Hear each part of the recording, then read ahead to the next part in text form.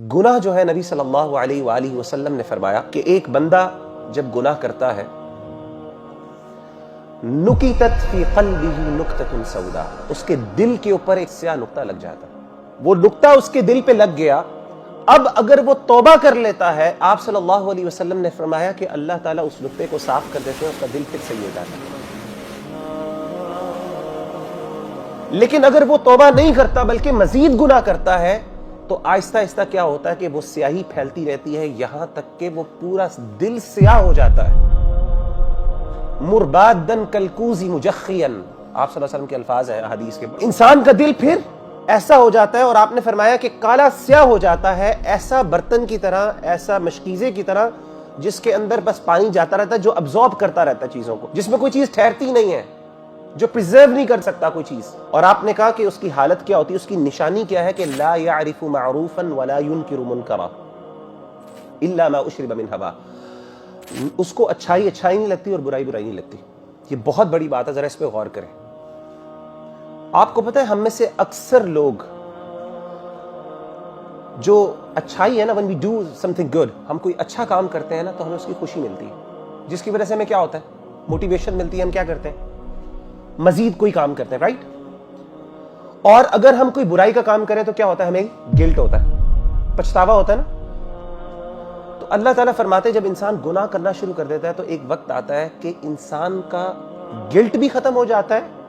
اور جو اچھے کام کرنے کی لذت اور مٹھاس ہوتی ہے وہ بھی ختم ہو جاتی ہے۔ وہ اچھا کام کرتا ہے، اس کو کوئی پلیجر نہیں، کوئی خوشی نہیں محسوس ہوتی۔ اور اگر کوئی گناہ ہو جاتا ہے تو جیسے حدیث میں آتا ہے ویسے یہ جیسے کہ ناک میں مکھی بیٹھ گئی، اس نے اڑا دی، اس کو کوئی پتہ نہیں چلا۔ It did not affect his heart at all، کسی لیول پہ اس نے افیکٹ نہیں کیا اس کو۔ تو نہ اس کو اچھائی اچھائی نہیں لگتی، برائی برائی۔ اس کا ایک مطلب یہ ہے کہ انسان کو اچھائی پہ لذت نہیں فیل ہوتی، خوشی نہیں محسوس ہوتی، اور برائی پہ انسان کو تکلیف نہیں ہوتی۔ گناہ کر کر کے اس کا دل ایسا سخت ہو جاتا ہے، ایسا سیاہ ہو جاتا ہے، ایسا زنگ لگ جاتا ہے، اس کو گلٹ نہیں ہوتا، وہ اثر نہیں ہوتا دل کے اوپر۔ تو اس کا مائنڈ تو اس چیز کو قبول کر رہا ہوتا ہے، لیکن اس کا دل کسی بھی لیول پہ انفلوئنس نہیں ہو رہا تھا۔ جیسے سیریل کلرز ہوتے ہیں، سیریل کلرز کیا ہوتے ہیں، they just kill، they enjoy، اور اللہ معاف کرے پھر ایک وقت آتا ہے کہ برائی ان کو اچھی لگنا شروع ہو جاتی ہے، and they start taking pleasure in that۔ دوسری چیز آپ صلی اللہ علیہ وسلم نے کیا فرمائی، آپ صلی اللہ علیہ وسلم نے فرمائی ایک دل ہوتا ہے جو سفید ہوتا ہے، جو توبہ کرتا ہے اور جو فتنوں کو ریزسٹ کرتا ہے۔ جب اس کے اوپر کوئی شہوات، اس کے دل میں کوئی برائی آتی ہے، کوئی گناہ آتا ہے دل میں، تو وہ چیز کیا کرتے ہیں، اس کو ریزسٹ کرتا ہے، یہاں تک کہ وہ سفید پتھر کی طرح سٹرونگ دل ہو جاتا ہے۔ اور آپ صلی اللہ علیہ وسلم نے فرمایا کہ تعرض الفتن علی القلوب، فتنے دل کو پیش کیے جاتے ہیں، ڈیزائرز اور ڈاؤٹس دل پر آتے ہیں۔ اور آپ صلی اللہ علیہ وآلہ وسلم کی اس حدیث سے ہمیں پتہ چلا کہ جو بندہ ان فتنوں کو، ان ڈیزائرز کو ریپیل کرتا ہے، نیک سے نیک شخص بھی، اس کا بھی دل چاہتا ہے کہ وہ بھی ریلیشن شپس انجوائے کرے، وہ بھی جا کے اسموکنگ اور سگریٹس کو جو ہے اسموک کرے، اور جو ہے نا ڈرنک کرے، اور پتہ نہیں یہ سب کچھ کرے، ہر بندے کا دل چاہتا ہے۔ تو آپ صلی اللہ علیہ وسلم جو ریپیل کرتا ہے ان فتنوں کو، ان ڈیزائرز کو، جو دل کہتا ہے نہیں، I have to stand on my grounds،